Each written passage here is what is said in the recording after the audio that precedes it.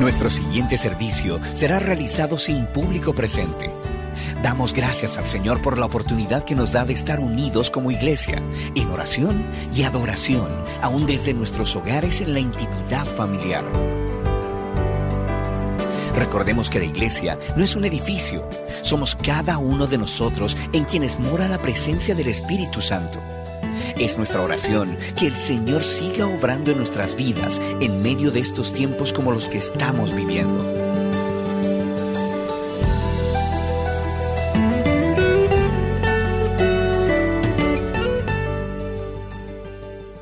Bueno, es bueno estar con ustedes vía internet. Esa es la manera de decirlo. Aunque yo no los puedo ver, el Espíritu de Dios que mora en cada uno de ustedes y mora en mí, de alguna manera nos hace sentir la cercanía. En el día de hoy, para aquellos de ustedes que nos han estado siguiendo, en el día de hoy estaremos continuando y leyendo una gran parte del final de la narración del libro del profeta Malaquías.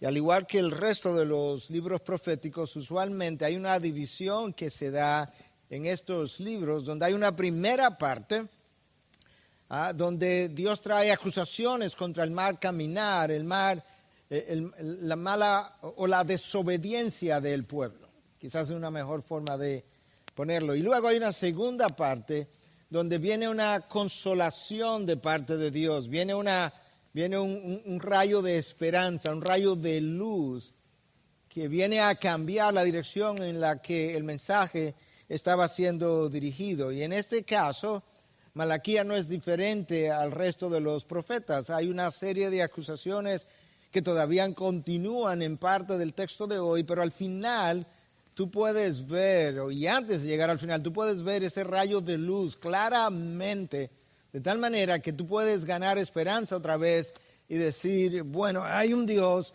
ciertamente abundante en misericordia. Para aquellos de nosotros que somos quizá cortos de memoria o que no estamos tan familiarizados con el relato bíblico, o quizás alguien que está sintonizado hoy pero no lo estuvo en mensajes anteriores, brevemente yo quiero decirte una última vez, y lo repito por última vez, qué estaba ocurriendo con el pueblo. Malaquías 1:2, Dios dijo, yo te he amado, el pueblo respondió, no sabemos cómo tú has hecho eso porque no lo vemos. En 1:6 Dios dice al pueblo, vosotros no habéis honrado mi nombre, y el pueblo respondió, ¿de qué manera nosotros hemos deshonrado tu nombre? No sé por qué dice tal cosa.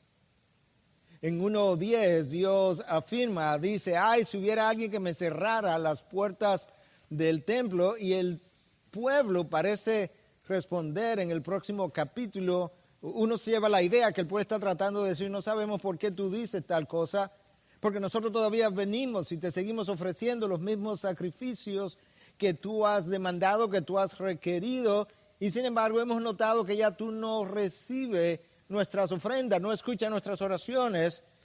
Y Dios le responde, ¿tú sabes por qué? Porque tú has obrado de manera infiel contra la mujer de tu juventud. El pueblo estaba preguntando, ¿cuál es el problema? Y Dios dice, como has preguntado, yo te voy a responder. En 2:17 Dios dice, al final, ¿saben que ustedes me han cansado con vuestras palabras? El pueblo está tan perdido, está tan endurecido, que el pueblo responde y dice, yo no sé de qué tú estás hablando, de qué dureza de corazón tú estás hablando. Y el Señor le responde, sí, me han cansado cuando ustedes afirman que el que hace el mal es bueno a los ojos del Señor y que en ellos yo me complazco. Me han cansado con hablar de esta manera. En 3:7, sin embargo, las cosas comienzan como a cambiar en cierta dirección, donde Dios dice, a pesar de todo eso, a pesar de toda esa infidelidad, volved a mí y yo me volveré a ustedes. Hay una invitación, regresa, te has alejado y el pueblo todavía como que no se la está llevando, como decimos nosotros en el lenguaje coloquial, y responde con una pregunta como un tanto sarcástica y dice, pero ¿cómo vamos a regresar? Es como que el pueblo está diciendo, nosotros nunca nos hemos alejado, nosotros estamos en el mismo lugar de la misma forma que tú estás en el mismo lugar y no sabemos cómo es que vamos a regresar. ¿Tú puedes decirnos cómo hacerlo? Y Dios entonces trae una acusación más en 3:8, con la cual no hemos lidiado. Y Dios le dice, vosotros me estáis robando. ¿Tú quieres saber cómo regresar al templo? También tienes que saber esta otra. El pueblo responde, ¿en qué te hemos robado? ¿Robará el hombre a Dios? O sea, ¿cómo es posible? ¿Cómo se te ocurre un pensamiento de ese tipo? ¿Tú quieres saber lo que Dios les termina diciendo en 3:13? Palabras duras han hablado contra mí. ¿Te imaginas cuando el Dios infinito en misericordia y paciencia y bondad dice, a la verdad que estas palabras son difíciles de oír, de digerir? Palabras duras han hablado ustedes contra mí. Y el pueblo responde, ¿en qué hemos hablado contra ti? O sea, ¿qué es lo duro de nuestro vocabulario? Y entonces el pueblo agrega en 4:14, en 3:14, ¿qué provecho hay en que guardemos tus ordenanzas y en que andemos de duelo delante del Señor de los ejércitos? ¡Wow! Uno lee esa narración y uno termina concluyendo como que esas son las características de la generación con la que Malaquías tuvo que lidiar, pero que esas no han sido las características de otras generaciones anteriores o posteriores, y lo difícil de conocer es que estas han sido las características de un grupo de personas dentro del pueblo de Dios desde la época de Moisés hasta nuestros días, que ha sabido sentir y en otras ocasiones hablar de esa manera. La realidad es que si Dios no hubiese intervenido en la historia, el 100% de nosotros o de los descendientes de Adán y Eva, junto con Adán y con Eva, no hubiésemos ido a la condenación. Pero gracias a la misericordia de Dios, que a pesar de todas estas infidelidades que hemos estado estudiando por semanas, su gracia ha prevalecido, hasta el punto que Dios nos envía la misma persona que ha de juzgarnos al final de los tiempos.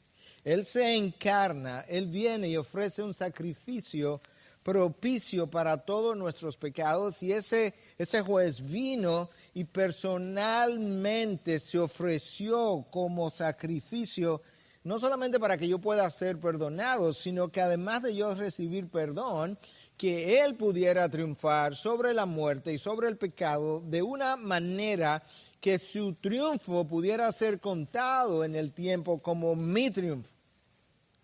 El transgredido Dios triunfa de tal forma que el transgresor pueda tener el triunfo del Hijo de Dios contado a su favor, como si Él también hubiese vencido la muerte y el pecado. Esa es la razón por la que yo he titulado mi mensaje hoy, Cristo, la ofrenda que puso fin a las malas nuevas.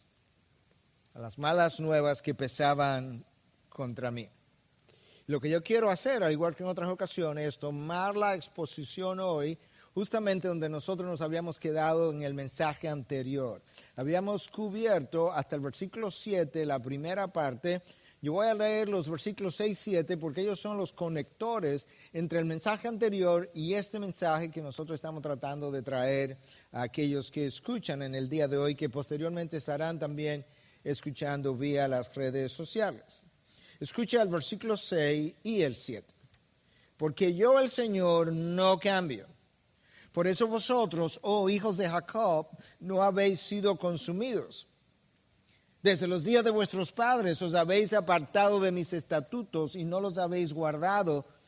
Volver a mí y yo volveré a vosotros, dice el Señor de los ejércitos. Pero decís, ¿cómo hemos de volver? En el versículo 6, Dios les recuerda a ellos que ellos habían transgredido su pacto. Y lo habían hecho de una forma tan insolente que Él debió haberlos consumido en su ira. Y sin embargo, no lo hizo por una sola razón, porque yo, Jehová, el Señor, no cambio.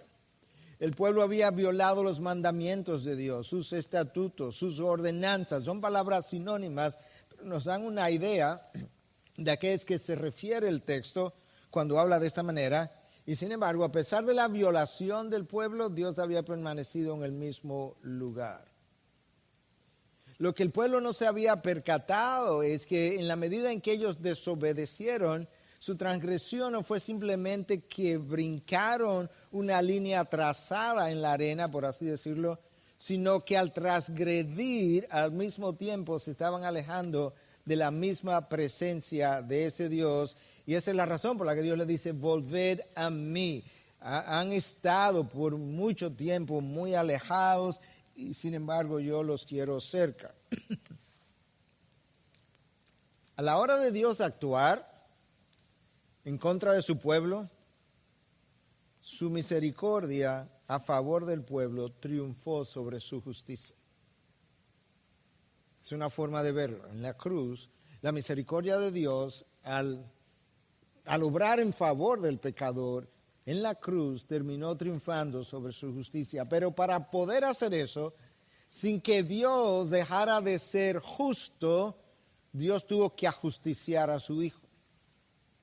¿Tú entiendes cómo que esto como que opera en la cruz? La misericordia de Dios triunfa a favor del pecador sobre su justicia, pero Dios no podía dejar de ser justo. Por tanto, para que eso pudiera darse, Él tuvo que ajusticiar a su Hijo para que yo pudiera ser perdonado.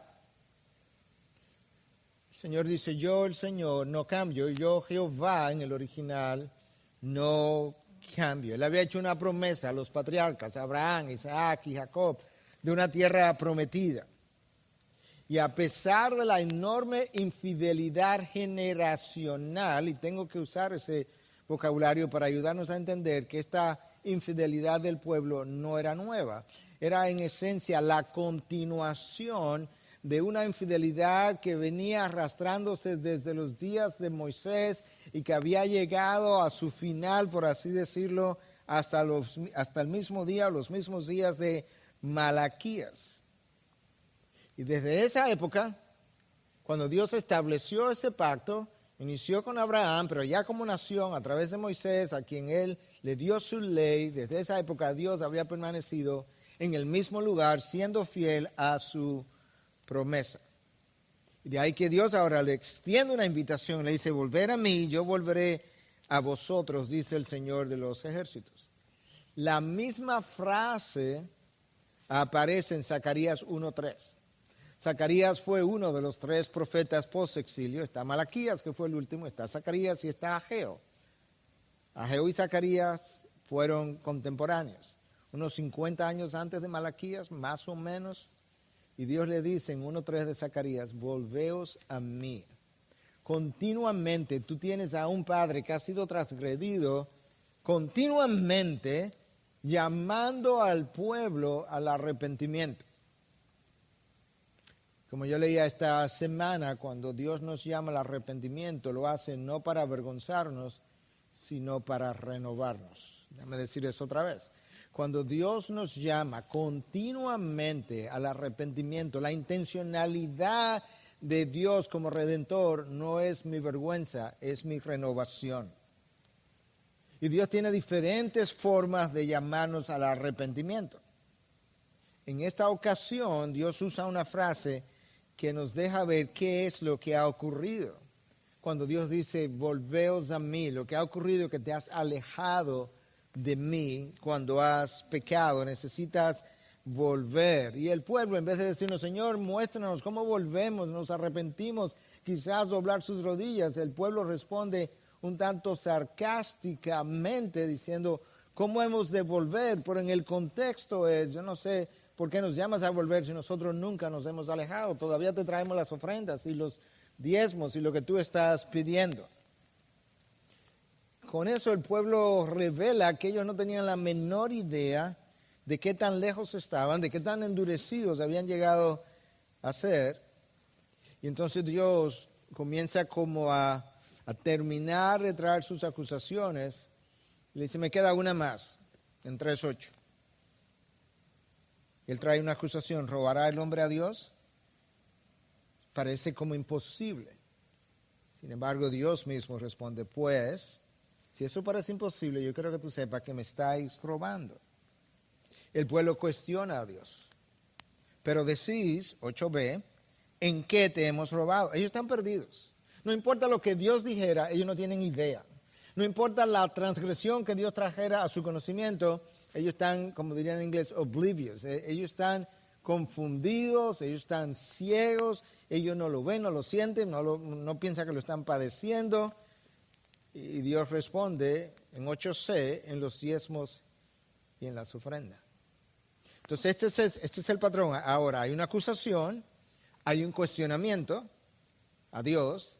Dios responde a su cuestionamiento y ahora Dios anuncia la consecuencia que ha llegado hasta ellos como resultado de la transgresión. Versículo 9. Con maldición estáis malditos, porque vosotros, esta frase es llamativa, la nación entera me estáis robando. Era un pecado generalizado, del mayor al menor. Probablemente habían algunos, como vamos a ver más adelante, algunos fieles, pero en general era toda la nación. No podemos olvidar que en el capítulo 1 y 2 la acusación primaria de Dios es contra los líderes del pueblo, contra los sacerdotes. Los sacerdotes han faltado a su responsabilidad y al faltar a su responsabilidad de enseñar y modelar correctamente, ellos estaban enseñando al pueblo cosas que eran contrarias a la ley de Dios y lo habían hecho de una forma tan continua que el pueblo ni siquiera tenía conciencia de sus transgresiones. Ahora Dios hace algo insólito bajo este pacto que ellos tenían.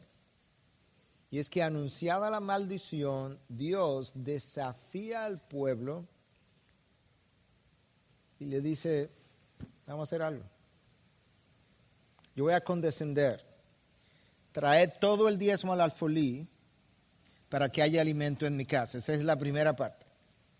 El alfolí era el lugar del templo donde tú traías los diezmos y las ofrendas. Te recuerdo que la economía de Israel era básicamente agricultural, de manera que los diezmos eran de la agricultura, no era en dinero. Y Dios le dice, traer el diezmo al alfolí. Y luego de eso, Dios hace algo igualmente insólito, y es que Dios reta al pueblo a que lo ponga a él a prueba. Normalmente el profesor hace la prueba, hace el examen y lo pasa a los estudiantes. Dios le dice, en mi misericordia y en mi fidelidad, ayudándote a entrar en razón, yo quiero hacer un intercambio contigo. Yo me voy a sentar en el lugar del estudiante, tú vas a ser el profesor y yo te reto a que tú me pongas a prueba. Para que tú puedas ver cómo yo paso la prueba, cuál sería mi grado, mi calificación en la prueba de este examen. La Nueva Traducción Viviente en esta porción usa dos frases y dice que Dios le dice al pueblo, inténtenlo, pónganme a prueba.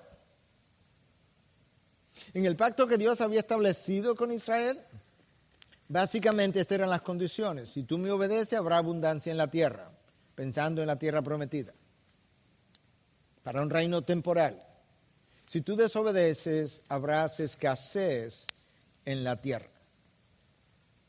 De manera que ahora lo que Dios está diciendo es tu desobediencia a la única persona que ha perjudicado es a ustedes. De hecho, como Dios dice, la nación entera me estáis robando. De esa misma manera, Él dice, la nación entera ha traído sobre sí una maldición. Algo que estaba claramente establecido en el pacto y que ellos debieron haber conocido. Entonces, este es el reto que Dios pone delante de ellos. Lo que Dios está haciendo es invitando al pueblo, increíble que Dios condescienda a este nivel, invitando al pueblo a que pruebe su fidelidad. Este es el pacto. Obedeces, yo te bendigo. Este es el pacto del Antiguo Testamento. Desobedeces, tienes maldición. Ahora yo te digo, pon mi fidelidad a ese pacto a prueba. Y esta es la manera como lo puedes hacer. Tú me traes lo que me debes. Escucha lo que Dios dice, y esto es lo que yo voy a hacer. Observa si yo lo voy a hacer o no. Versículos 11 y 12. Pero vosotros reprenderé al devorador para que no os destruya. Por vosotros reprenderé al devorador para que no os destruya los frutos del suelo. Tú ves que es la tierra que está maldita.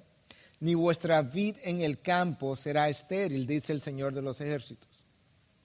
Yo voy a bendecir la tierra para que la tierra prospere y te dé los frutos, como habíamos acordado en el pacto. Y la idea es la siguiente, versículo 12, todas las naciones os llamarán bienaventurados porque seréis una tierra de delicias, una tierra donde emana leche y miel. Dejó de ser eso, dice el Señor de los ejércitos. La idea era que las naciones paganas llegaran a conocer al Dios de Israel por la manera como ellos podían ser bendecidos y disfrutar de abundancia de sus bendiciones del Dios creador. Esas eran las condiciones del pacto anterior. Ahora escúchame, nosotros no estamos bajo ese pacto. Hay verdades detrás de ese pacto que nosotros podemos extraer, aprender y aplicar y practicar, pero no estamos bajo ese pacto. De manera que nosotros necesitamos descubrir las verdades que están detrás de las cosas pasadas que quizás no tienen la misma aplicación o la misma interpretación para el día de hoy. Sin embargo, no hay duda de que la obediencia trae bendición que puede ser material o puede ser espiritual.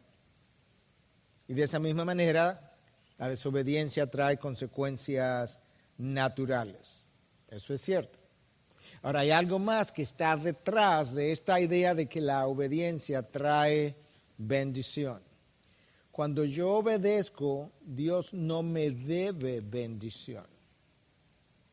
De forma que yo no puedo entender esta verdad detrás de un principio eterno de que la obediencia a Dios trae bendición como una obligación de parte de Dios a mi obediencia. No, porque la obediencia yo la debo, de manera que yo no estoy haciendo nada extraordinario cuando yo obedezco a Dios. Sin embargo, Dios se deleita en bendecirme como resultado de mi obediencia, como un padre se deleita en bendecir a sus hijos cuando los ve como buenos estudiantes, cuando los ve comportarse apropiadamente, cuando los ve honrar la familia en la que ellos viven. De esa misma forma, pero no es algo debido. De manera que Dios está llamando al pueblo a cumplir con el pacto en el que ellos entraron con Él. Y la mejor manera, piénsalo de esta forma, la mejor manera de yo permanecer fuera de la cárcel es obedeciendo la ley de la nación. La mejor manera de ellos permanecer fuera de esta maldición de la tierra que ha venido sobre ellos era obedeciendo la ley, pero eso era lo que ellos no habían hecho. Ahora escuchen. Vamos a llegar a la aplicación de esto, no solamente para el día de hoy, sino cómo se ve esto desde la cruz. Esta porción del texto de Malaquías 3, 10 al 12 ha sido usada, mal usada y abusada. Déjame comenzar por la última palabra. Ha sido abusada de parte de los predicadores del Evangelio de la Prosperidad, que entienden como que nosotros estamos bajo el mismo pacto y condiciones de la nación de Israel, y entonces pretenden, ¿verdad?, de convencer a muchos de que traigan al templo, a la iglesia, sus ofrendas en abundancia y más abundancia, y que Dios entonces lo prosperará cada vez más y más y más, porque hay una obligación de parte de Dios conforme a estas condiciones de tener que bendecir en retorno y de bendecir tal cual está aquí especificado en Malaquías, donde dice que Dios iba a traer hasta que sobreabunde. Esa no es la interpretación para la iglesia de hoy de este pacto bajo el cual estaba esa generación. Entonces el abuso de este pacto, de este texto. Ahora, el texto ha sido usado por algunos para tratar de, genuinamente, tratar de arraigar la enseñanza de cómo ofrendar en el día de hoy en este texto. Si nosotros queremos hablar de diezmar en el día de hoy, este no es el texto para arraigarlo, porque lo está arraigando en un texto que tiene una raíz, valga la redundancia, en un pacto anterior, pero podemos ver otras cosas como lo haremos a través de la cruz para ver cómo luce verdaderamente el texto en el Nuevo Testamento. Pero esto no es el texto para arraigar la enseñanza del diezmo en el día de hoy. Y otros han mal usado el texto justamente porque lo han malentendido, no porque hay una intención expresa en obtener algún beneficio. Pero déjame decir algo del diezmo en el Antiguo Testamento para que tú puedas ver dónde estaba el beneficio de ese diezmo. En primer lugar, que quede claro que Dios no necesitaba ni necesita hoy ninguna de nuestras ofrendas, ni económicas o no económicas. De manera que Dios no tiene ningún beneficio, en lo más mínimo. Había un diezmo en el Antiguo Testamento para sustentar los levitas. Ahora, los levitas tenían una función primordial en el pueblo. Los levitas enseñaban la palabra de Dios al pueblo y al mismo tiempo los levitas estaban encargados de ofrecer sacrificios a Dios para el perdón de los pecados del pueblo. Imagínate que de repente no hay cómo sustentar los levitas no están ahí, los levitas no están enseñando al pueblo, los levitas no están ofreciendo sacrificio. ¿Quiénes son los perjudicados en esa transacción? Ellos, no Dios.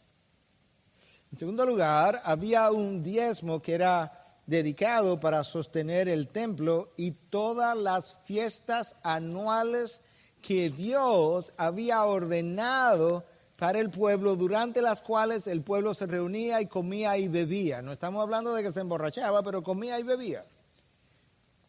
Esa es la razón por la que tú encuentras aquí en el texto claramente una alusión entre el diezmo y comida. Lo vamos a ver en un momento. Pero antes de llegar ahí, déjame decir algo más. Dios no está interesado en tu dinero, y en ese caso nosotros tampoco, si tu corazón y tu ofrenda no están en el mismo lugar. Dios no tiene interés en eso. En el día de ayer, muy accidentalmente, me encontré con una frase de Piper que decía algo como esto, una frase larga, entonces tengo que adaptarla, pero más o menos este es el contenido de la frase.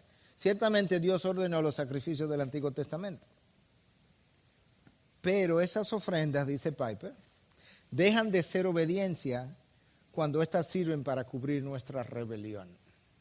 Wow. En otras palabras, si piensas en las ofrendas del Antiguo Testamento y en las de hoy, cuando yo las ofrezco del tamaño que sean, del porciento que sean, ciertamente corresponde a un acto de obediencia. Pero si junto con mi ofrenda, mi corazón permanece en rebeldía contra lo que Dios ha ordenado, y mi corazón y mi ofrenda no están en sincronía, Dios dice, mejor no la traiga, ya eso dejó de ser obediencia, no estás obedeciendo. Y eso es importante que lo recordemos, porque muchas veces nos sentimos tranquilos y justificados y calmados porque hemos cumplido con eso, pero lo cierto es que ahí no es donde, eso no es como Dios piensa. Entonces estamos entendiendo algunas cosas acerca del principio de ofrendar, de diezmar, de quiénes eran los beneficiados. Escucha lo que Dios dice en 3:10. Te decía que había un diezmo que era dedicado para la manutención del templo y para que hubiera comida y bebida para la celebración y las acciones de gracia dadas a lo largo de todo el año a Dios. Por eso es que 3:10 dice de Malaquías, traed todo el diezmo al alfolí para que haya alimento en mi casa. Vamos a suponer que de repente el pueblo no estaba cumpliendo el pacto. ¿Quiénes iban a ser los perjudicados? Ellos, porque no habría alimento para las celebraciones ordenadas por Dios.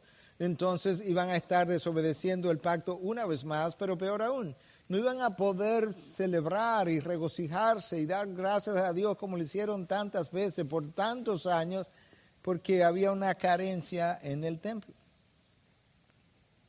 Finalmente había un diezmo que era traído cada 3 años para los necesitados.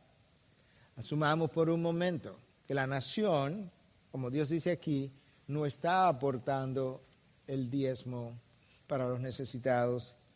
¿Quiénes serían los perjudicados? Al final del camino iban a salir perjudicados los levitas, sus familiares, ¿quiénes más? Toda la nación. Porque no iban a tener a los levitas en servicios, no iban a tener a la tierra devolviéndole, no iban a tener la comida para sus celebraciones y tampoco iban a tener cómo sustentar al necesitado. Tú puedes ver que la idea de Dios de realmente organizar y disciplinar al pueblo para ofrendar era para beneficiar al pueblo. Ahora, Dios ordenó, necesita el diezmo, no para cubrir una necesidad que él tuviera, en lo más mínimo, sino como una prueba del corazón de su pueblo. Lo que el diezmo probaba era cuánto estaba el pueblo dispuesto a confiar en Dios y su fidelidad para dar con libertad, creyendo que al final de la historia Dios terminaría supliendo todas sus necesidades. La infidelidad con el diezmo puso de manifiesto su incredulidad en la fidelidad de Dios.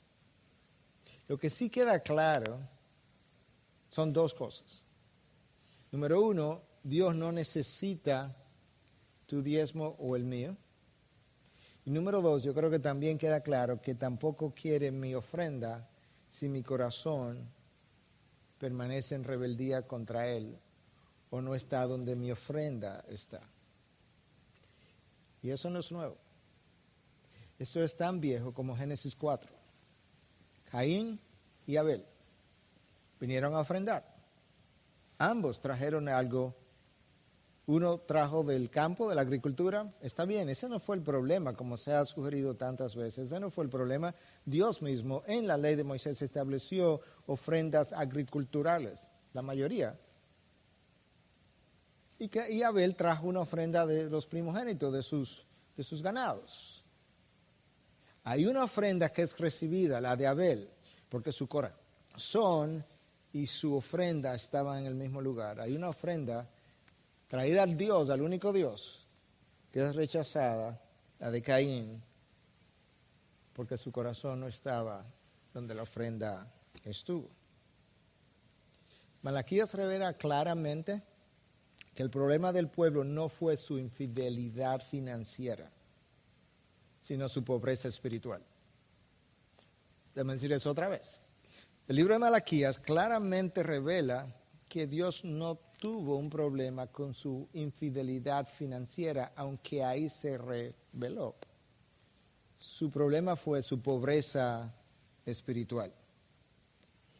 El pueblo se sentía inseguro de si voy a tener provisión suficiente, o quizás no solo inseguro, quizás el pueblo sentía que no era justo, que si mi campo había producido mucho más que aquel otro, que yo tuviera que traer más frutos que el otro, porque al final el 10% de cada uno iba a ser mayor en mi caso que en el caso del otro.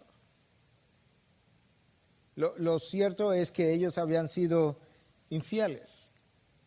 Y como dice el refrán, y esto es verdad de ti y de mí, hermano, yo creo que si hay algo que a mí me ha ayudado en mi vida cristiana, es cuando yo pienso en la condición humana, nunca excluirme de las circunstancias en las que la generación o la raza humana se encuentra, porque como dice el adagio en inglés, la fruta no se cae muy lejos del árbol.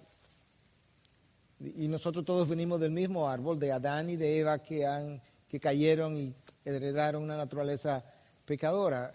Esta es la realidad. El corazón juzga conforme a su condición, el tuyo y el mío. Y la inclinación natural del corazón del ser humano es de juzgar a Dios como el corazón del hombre es y de juzgar a los demás conforme al corazón de ese hombre o de esa mujer. Esa es la tendencia natural. De hecho, Dios dice en uno de los salmos, tú pensaste que yo era tal como tú. Claro, porque esa es nuestra tendencia.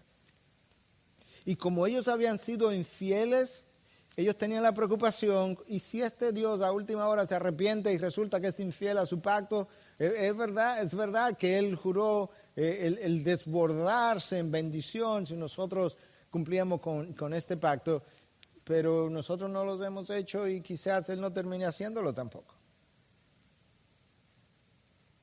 Ahora déjame decirte algo. Claramente, es cierto que el Nuevo Testamento no habla de dar un 10%.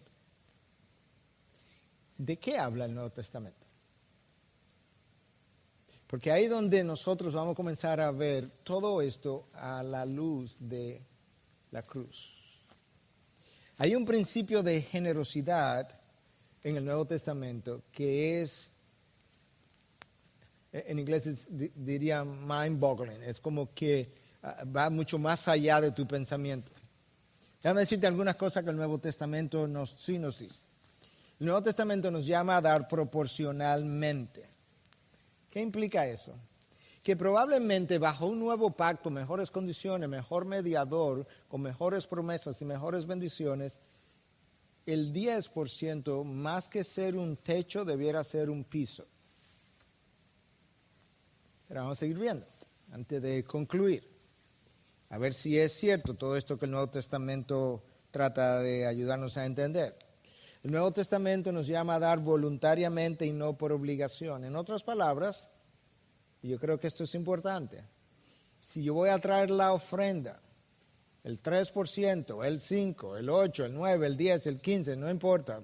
No estamos hablando, en el día de hoy, no estamos hablando de un problema con 1%, estamos hablando de una condición del corazón. Si yo voy a traer, a darle algo a Dios en la cantidad que sea, y lo voy a hacer por obligación, usted dice, por favor, guárdalo, puede quedar con él. Porque el dar tiene que ser voluntario, porque la ofrenda y el corazón necesitan estar en el mismo lugar.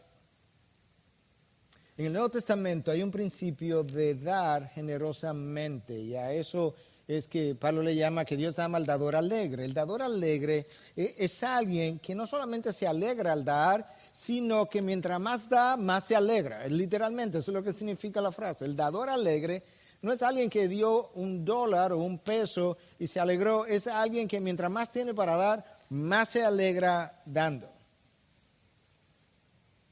El Nuevo Testamento revela que la carencia de recursos no constituye una excusa para no dar, y eso lo vemos cuando Pablo dice que las iglesias de Macedonia le rogaron a Pablo. Pablo le dijo, no quiero que me den nada para la ofrenda que tengo que ir a llevar para la iglesia de Jerusalén. Y ellos le rogaron a Pablo que le permitiera participar en el privilegio de dar. Y el texto de Pablo dice a los corintios que ellos dieron de su profunda pobreza y mucho más allá de sus capacidades. Eso eran dadores alegres, eso eran gente que habían entendido cosas que yo quiero que terminemos entendiendo a la luz del Nuevo Testamento. Entonces, para hacer el ejercicio ahora, asumamos que tú y yo nos comprometimos, independientemente de que tú lo creas o no, pero asumamos para hacer el ejercicio que tú crees que ya verdaderamente debes dar el 10% de tus ingresos. Dios te invita a traer tu diezmo al alfolí, que es una forma de decirlo, tráelo al templo. Vamos a verlo ahora a la luz del Nuevo Testamento. Dios Padre no ofrendó el 10% de los cielos a los suyos. Dios Padre tomó todo lo que Él era y es en la segunda persona de la Trinidad. Lo encarnó, lo ofreció en un madero, en un instrumento de maldición y de vergüenza. y cuando lo ofreció, no lo ofreció para el perdón del 10% de tus pecados, ni te ofreció a ti y a mí el 10% del reino de los cielos, del reino de Cristo, sino que me hizo coheredero con Cristo, de manera que lo que Cristo reciba, yo recibo. Dios ofrendó todo lo que Él es en la persona de su Hijo y todo lo que Él posee en la persona de su Hijo cuando me ofreció todo su reino y toda su herencia y me llamó coheredero con Dios. Mi problema no es un problema financiero. Yo tenía una deuda moral que no podía pagar. Y el Hijo, dada mi bancarrota moral y espiritual, vino y se ofreció por completo. Él no cumplió la ley de Dios en un 10%. Él no me dio un 10% de su esfuerzo, un 10% de su vida. Tu problema y el mío no es un diezmo material, hermanos, que nosotros le pagamos y que ya no le debemos a Dios. Es una deuda moral e infinita que yo no tengo forma de pagar. Esa es la deuda que requirió que toda la persona de su Hijo fuera ofrendada por el Padre y en este caso toda la vida del Hijo fuera ofrendada por Él mismo a favor de mis pecados. Cristo es quien termina, la ofrenda de Cristo es la que pone fin a todas mis malas nuevas. Con ese entendimiento, el Nuevo Testamento no hace mención del diezmo. Es verdad, si eso es algo que tú quieres que enseñar, tú lo puedes decir, pero necesitas enseñar todo el resto, porque el llamado en el Nuevo Testamento es a hacer lo que Dios hizo. ¿Qué cosa? Ofrecer vuestros cuerpos como sacrificio vivo y santo, aceptable y agradable a nuestro Dios.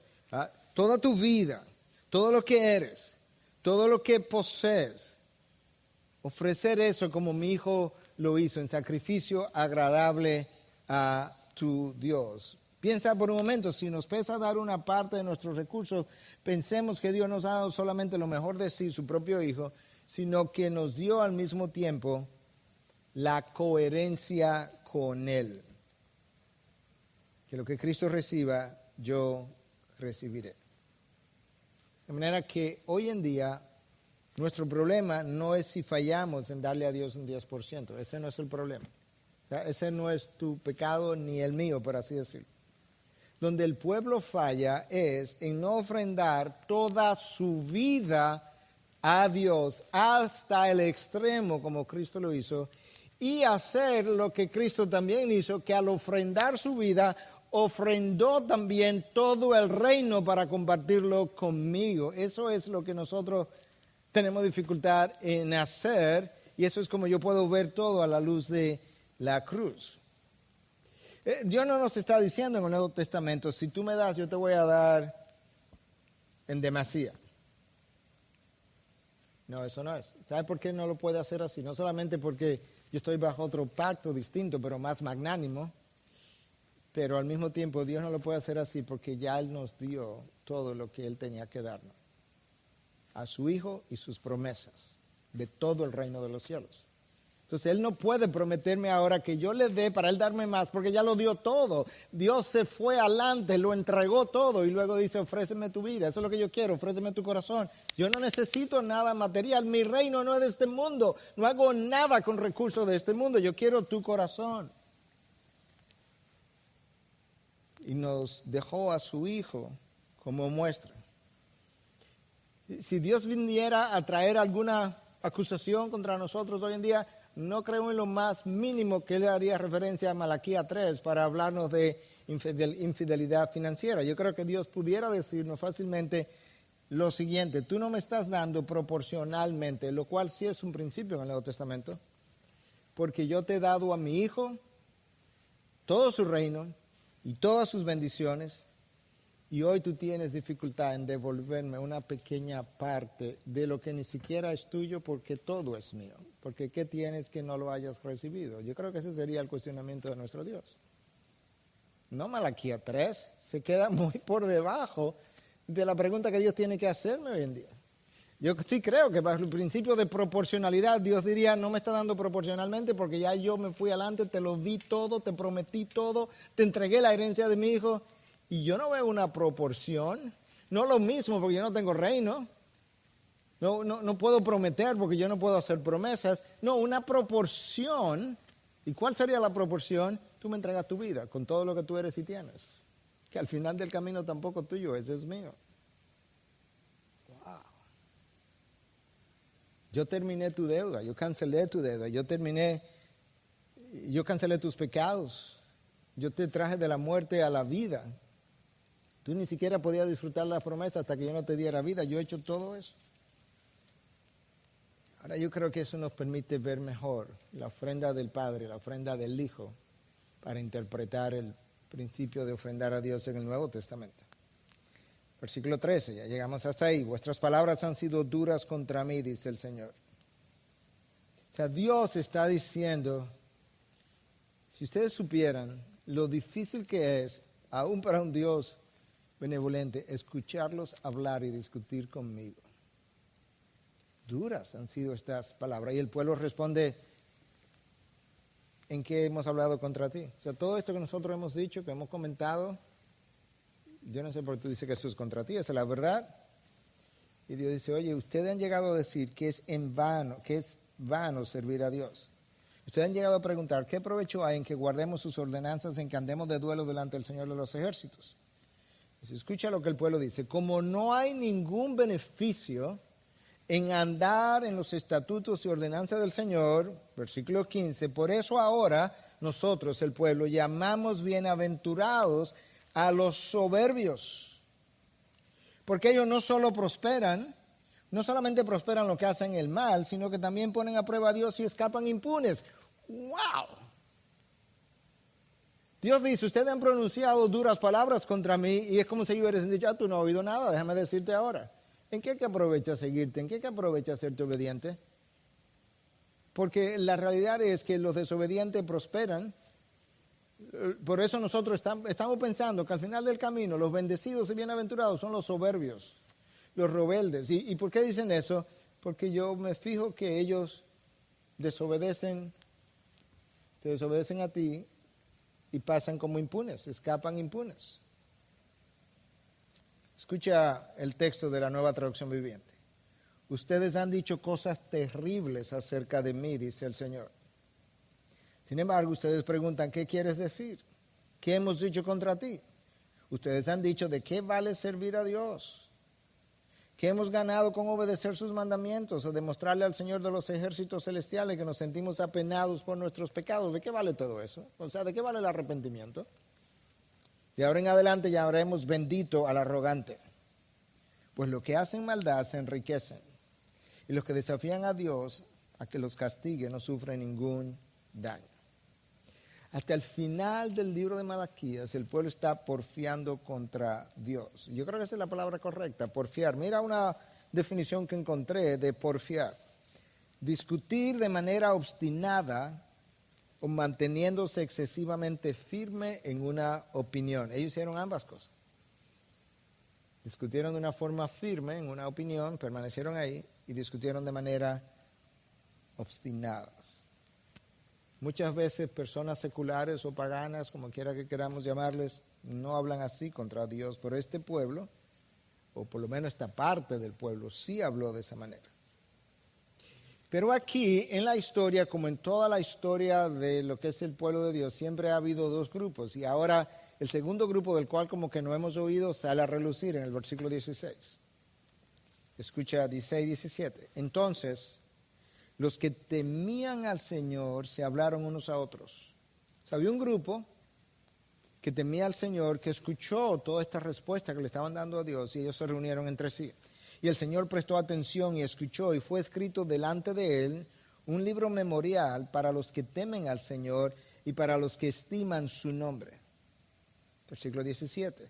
Y ellos serán míos, dice el Señor de los ejércitos, el día en que yo prepare mi tesoro especial. Y los perdonaré como un hombre perdona al hijo que le sirve. En medio de la mayoría rebelde había una minoría obediente que temía al Señor. Esa minoría se sintió acongojada, se reunió, hablaron entre ellos. Es como si ellos se reunieron para discutir estas respuestas desafiantes y no podían creerlo. Y Dios, dice el texto, prestó atención y le escuchó. Le prestó atención y le escuchó. Y Dios dice, o el texto dice, que entonces, simbólicamente hablando, se abrió un libro memorial delante de Dios. Es un simbolismo. Y ahí se escribieron los nombres de aquellos que temían y honraban al Señor. Ese es un libro similar, ese libro memorial es un libro similar al libro de la vida del que hablan múltiples pasajes en las Escrituras. El libro de la vida es mencionado en el Salmo 69, 28. Es mencionado en Filipenses 4, 3. Es mencionado en Apocalipsis 3, 5.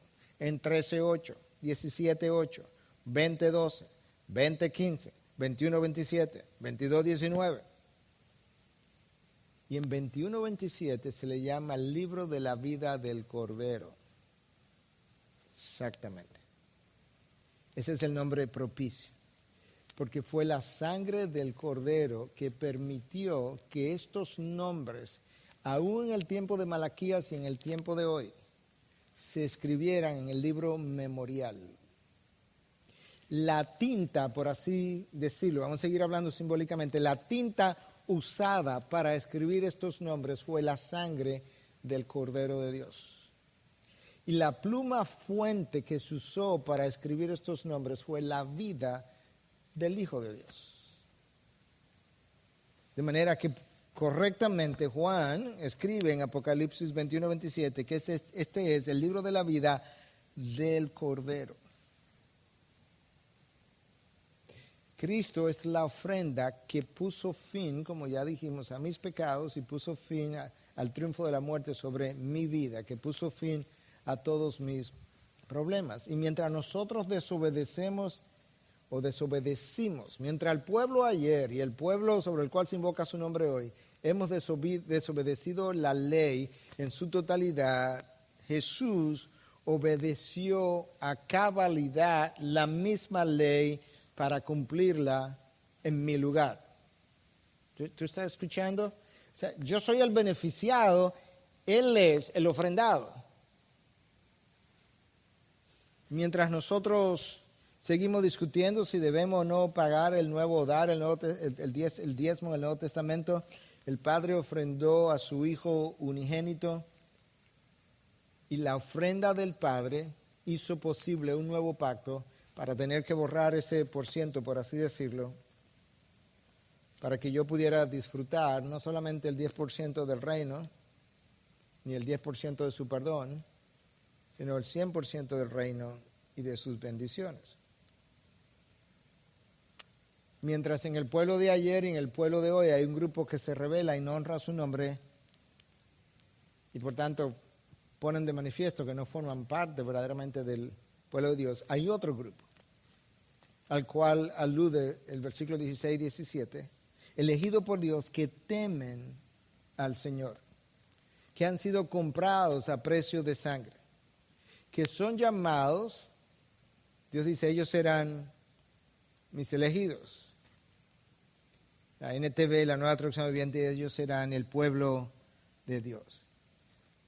De manera, hermanos, que si tú eres un hijo de Dios, comprado a precio de sangre, elegido de toda la eternidad, tú temes a Dios, tú honras su nombre, y tú miras alrededor, como pasaba en los días de Malaquías, y tú ves gente desobedeciendo, y tú ves gente deshonrando el nombre de Dios, y tú ves gente predicando evangelio de la prosperidad, y tú ves gente siendo infieles que parecen prosperar, y tú ves gente que verdaderamente la honra del nombre de Dios no es una preocupación para ellos, pero tú lo ves prosperar, parecen ser bendecidos. Yo quiero decirte, no te desanimes, porque esa no es la historia final, ni las cosas son tan simples como parecen. Las cosas son mucho más complicadas que lo que tú puedas imaginar. Déjame, para ir concluyendo, déjame irme atrás, bien atrás, y regresar otra vez. En la antigüedad y sobre todo en el Medio Oriente, en esa cultura, los pactos internacionales eran comunes. Israel llegó a firmar pacto con Egipto, con Asiria, con diferentes naciones. Usualmente la nación mayor entraba en un pacto con una nación menor. Si esa nación menor no cumplía sus obligaciones, esta nación mayor los reprimía para obligarlos a cumplir. Si ellos aún no cumplían, usualmente la nación mayor venía, los invadía y se los llevaba al exilio como esclavos. Israel está en un pacto con Dios. Israel fue llevado al violar el pacto, claramente especificado por Dios, al violar el pacto fue llevado al exilio. Dios lo permitió. Ahora escucha lo que no existía en ningún pacto de la antigüedad, excepto en el pacto de Dios. Si tú como nación que entrabas en un pacto, incumplía la nación mayor, después de ello reprimirte y eventualmente llevarte como esclavo, no había cláusula de restauración y de perdón en ningún pacto de la antigüedad. Dios viene, hace un pacto con su pueblo, a sabiendas de lo que iban a violar, transgredir.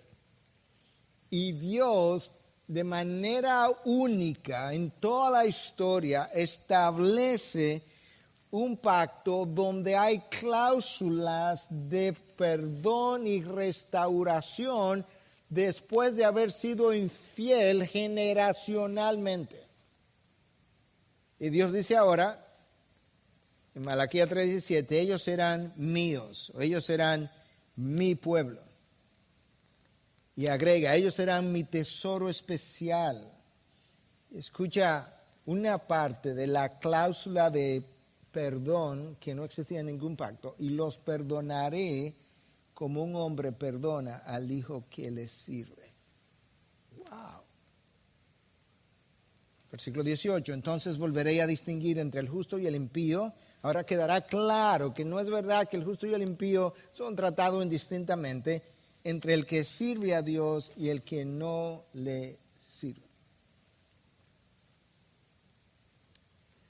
Ahora, yo necesito cerrar, pero escúchame, porque esto es importante. Yo te dije que me iba a ir atrás, me voy a ir tan atrás como al Pentateuco, para que tú puedas ver claramente cómo el Pentateuco estaba apuntando a Cristo ya. En el capítulo 30 de Deuteronomio, si tú lees los primeros 5 versículos, ahí hay una serie de bendiciones y maldiciones que corresponden a la obediencia y desobediencia del pacto. Cuando tú llegas al versículo 6 de Deuteronomio 30, escucha lo que Dios dice. Además, piensa en toda esta infidelidad del pueblo judío por generaciones. Dios se adelanta pensando en esta cláusula de perdón y de restauración que no existía en ningún otro pacto. Y dicen en Deuteronomio 36, además el Señor tu Dios circuncidará tu corazón y el corazón de tus descendientes para que ames al Señor tu Dios con todo tu corazón y con toda tu alma a fin de que vivas. Tú sabes lo que significa circuncidar tu corazón, es tomar el corazón de piedra y convertirlo en uno de carne. Eso solamente fue posible cuando Cristo se ofrendó en la cruz y derramó su propia sangre. Dios está diciendo en el libro de Deuteronomio, este es el pacto, yo sé que ustedes van a desobedecer, pero oye, yo tengo una planificación futura de algo que va a cambiar la obediencia del pueblo, porque va a venir mi hijo y va a cumplir la ley en tu lugar. Y aunque tú no podrás tener obediencia perfecta como la de él, yo voy a poner el espíritu mío dentro de ti, circuncidando tu corazón, convirtiéndolo hasta el punto que tú puedas llegar en algún momento, que quizás todavía es futuro en ese sentido, puedas amarme con toda tu mente y con todo tu corazón para que puedas vivir por el resto de la eternidad. ¡Wow! En el pacto antiguo ya estaba la cláusula de perdón y restauración que estaba viendo hacia el final, la ofrenda del Hijo que terminaría para con nosotros, pondría fin a todas nuestras angustias y sufrimientos, e insatisfacciones y tristezas y pérdidas y lágrimas y decepciones y derrotas y heridas y caídas. Cristo es el fin de todo eso. pero no antes de su ofrenda. Hermano, ahora mismo y sobre todo en medio de la pandemia en la que nosotros nos encontramos, las cosas lucen oscuras, pero la noche acabará. Su palabra se cumplirá. Su promesa sigue en pie. Él siempre ha sido fiel. Por eso, confiado andaré. Hermano, confía en el Dios que movió montañas y mueve montañas. Confía en el Dios que abrió el mar en el desierto, que ofrendó a su Hijo obediente para perdonar al desobediente. Confía en ese Dios. Él siempre ha sido fiel. Él siempre te será fiel. Dios lo fue en el pasado y lo hará otra vez. Su promesa sigue en pie. La noche terminará. Gracias por participar en este servicio de adoración desde tu hogar, en medio de circunstancias que nos impiden congregarnos todos juntos en un mismo lugar. Oramos para que pronto podamos volver a hacerlo. Y mientras, recordemos que donde quiera que estemos, seguimos siendo la Iglesia de Jesucristo. Mantengámonos vigilantes en oración, confiando y esperando en nuestro soberano Dios, quien controla todas las cosas y cuida de su pueblo. Recuerda que, aunque nuestras actividades y ministerios permanecen suspendidos, puedes acceder a nuestros sermones, estudios bíblicos, música, artículos de interés y demás recursos audiovisuales a través de nuestros portales web, laivi.org e integridadysabiduría.org.